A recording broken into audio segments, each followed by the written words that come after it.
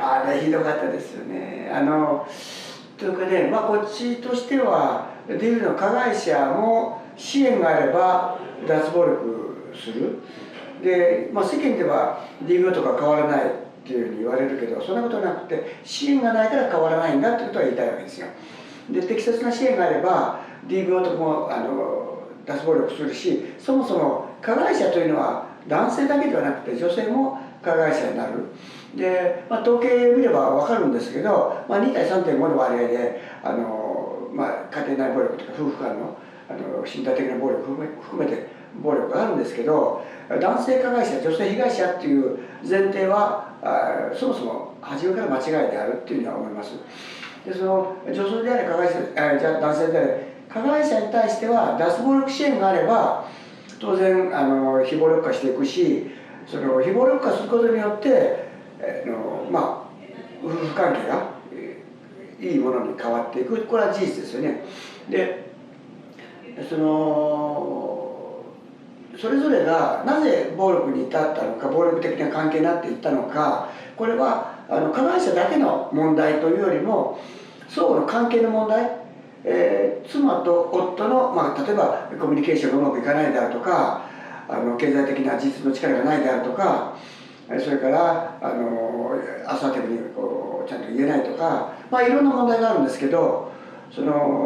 れぞれの問題をそれぞれが解決することなく相手が悪いんだっていう責めたところで問題解決しない。じゃあもうDVとか別れたらいいんだっていうふうにそういう支援があるんですが、じゃあ別れたら問題解決するのかっていうことですけど、そもそもその問題が起こった理由、それは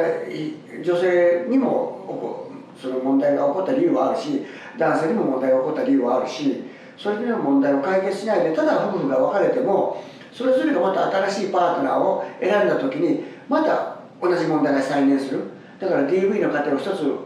分けたら、離婚させたら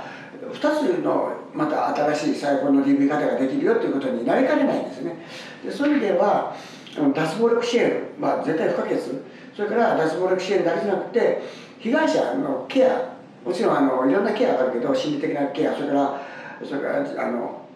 自己肯定感とか認知とかコミュニケーションとか、そこら辺の被害者が持ってる問題についてもちゃんとしたケアを与えて、その人が自分に対する人生を再構築していくのっていうのかな、夫に依存しない、コントロールされないで、自分で自己決定して自分で責任を取っていくんだっていう一人の人格として人間関係を作っていく、そういうスキルは欲しい。それには癒されないといけないんですけど、その被害者が癒されるような支援がなされてないんじゃないかな。とにかく DV とか危険だから別れなさい、別れたら幸せになれるんですみたいな言い方は非常に無責任だし、それでは本当の意味の解決にはならないと思うんですけど、いかがなもんでしょうね。はい。